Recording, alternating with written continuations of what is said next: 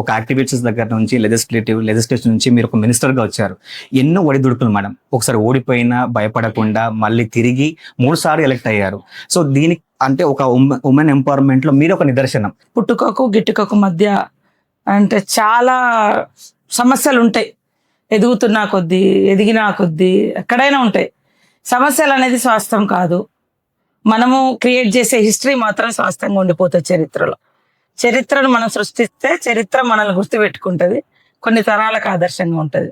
అందుకనే సమస్య వచ్చిందని అక్కడ నుంచి పారిపోతే మన లైఫ్ అక్కడితో క్లోజ్ అయిపోతుంది. ఉమెన్ చాలా అన్ని చోట్ల వచ్చేసారు. కానీ ఇంతకు ముందు లాగా ఓపిక కానీ లేదంటే ఇప్పుడు చాలా మందికి ఫిజికల్ ఎడ్యుకేషన్ అంటే ఎక్సర్సైజ్ లాంటివి చాలా మందికి తక్కువగా అనిపిస్తుంది మేడం. దీని గురించి మీరు ఏం చెప్తారు మేడం? వాస్తవానికి ఓల్డ్ ఈజ్ గోల్డ్ అంటాము. మన హెల్త్ విషయంలో మన తండ్రులు, మన నానమ్మలు వాళ్ళు పాటించిన అంటే మనం తినే తిండి దగ్గర నుంచి ప్రతిదీ కూడా వాళ్ళు స్వయంగా ఫిజికల్ అంటే కష్టపడి పనిచేసి దేంట్లో అది అమృతం లాగా ఉండేది, టేస్టీగా ఉండేది, హెల్తీ అంటే వాళ్ళకు కూడా శారీరక శ్రమ ఉండేది.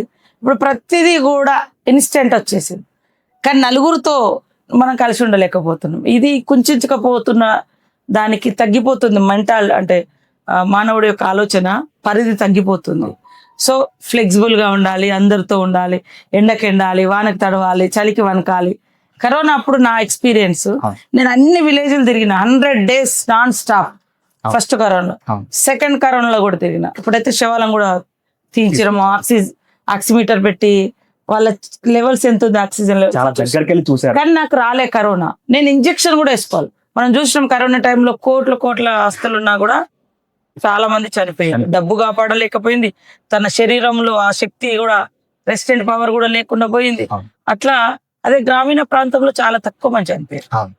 అంటే ఉదాహరణకు అందుకనే ఎంత గొప్ప ఆస్తివంతులైనా ఎంత గొప్పవైనా నేచర్ తోటి లీనం కావాలి, ప్రకృతితో మిళితమైపోవాలి, ప్రజలతో కలిసిపోవాలి. ఎక్కువ పబ్లిక్ ని కలవడం మూలంగా సంతోషం, దుఃఖం వాళ్ళతో పంచుకుంటా ఉంటాం.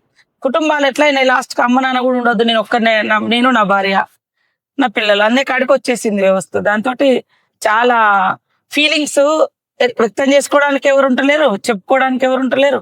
అది కూడా అన్హెల్తీ ఒకటి.